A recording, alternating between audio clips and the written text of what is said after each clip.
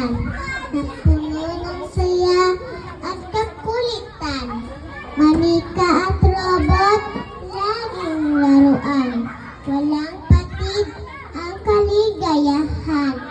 Aking naalala ang aking si inay na lagi kaming binabantayan. Sa aming mga ngiti ay napapasayaw. Mundi namin galaw ay laging nakatanaw. Ngayon kami ay malaki na, bigla nalaman ako na paalala.